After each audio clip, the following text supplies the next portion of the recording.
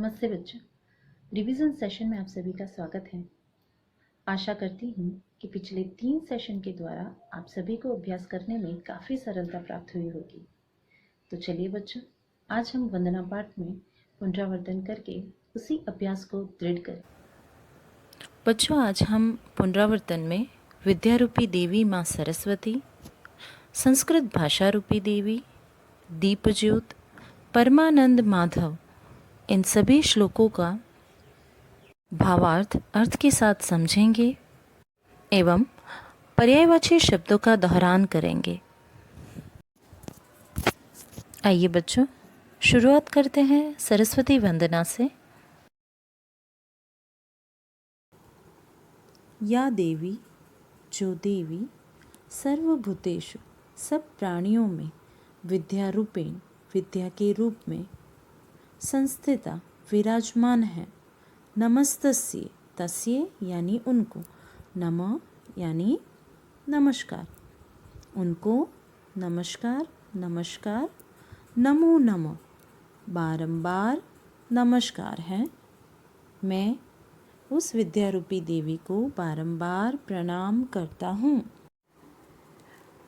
Translation: bowing again and again to the goddess existing in the form of learning in all animals.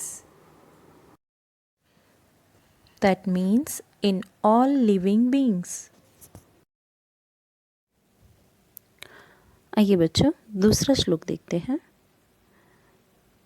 पठामि संस्कृतम नित्यम, मैं संस्कृत पढ़ता हूँ।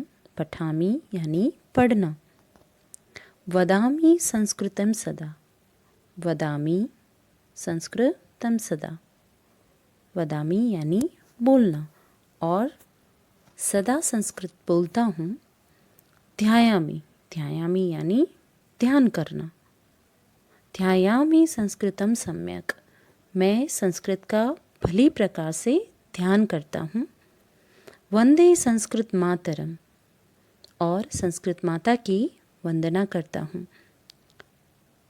Translation: I always read Sanskrit, I always speak Sanskrit, I meditate Sanskrit well, I bow to the mother Sanskrit language. तीसरा श्लोक देखते हैं बच्चों। शुभम करोतु कल्याणम, शुभम जो शुभ करता है, कल्याणम कल्याण करता है, आरोग्यम आरोग्य रखता है, धन संपदा धन संपदा करता है, शत्रु बुद्धि विनाशाय, और शत्रु बुद्धि का विनाश करता है। दीप ज्योतिर, ऐसे दीप यानी दीपक की रोशनी, नमोस्तुते को मैं नमन करता हूँ। Translation: O luster of the lamp, do auspicious, well-wishing, healthy and wealthy, bowing to you for destruction of enemies' evil thoughts. चलिए बच्चों, चौथे श्लोक की तरफ। मुकम करोति वाचालम, मुकम अर्थात गूंगा, वाचालम करोति जो बोलता है, पंगुम लंगड़ा, लंघयते गिरिम पर्वत लांघ सकता है, यत कृपा जिसकी कृपा से, तम अहम वंदे उनको मैं प्रणाम करता हूँ, परमानंद माधव परम आनंद देने वाले माधव श्री विष्णु। तो जिसकी कृपा से गूंगा बोलने लगता है, जिसके अनुग्रह कृपा की वजह से गूंगा बोलने लगता है, लंगड़ा आदमी पर्वत पार करता है, ऐसे अति उच्च आनंद देने वाले माधव को मैं प्रणाम करता हूँ। Translation: I bow to the delightful God Sri Vishnu, whose grace makes the dumb speaking and gives strength of crossing a mountain to the handicapped. तो चलिए बच्चों, पर्यायवाची शब्दों पर नज़र डालते हैं। कल्याणम, कल्याणम यानी शुभम, स्वस्ति। बुद्धि, मति, दिहि। माधव, हरि, विष्णु। शत्रु, रिपु। धनम यानी वित्तम। गिरिः, पर्वतः, शैलः। सरस्वती, शारदा। वाचालम, मुखरः। आइए बच्चों, आगे बढ़ते हैं संस्कृत प्रश्नोत्तरी की तरफ। अगर प्रश्न को आप अच्छे से समझेंगे तो उसका उत्तर जान पाएंगे। पहला प्रश्न, देवी सर्वभूतेषु केन रूपेण संस्थिता?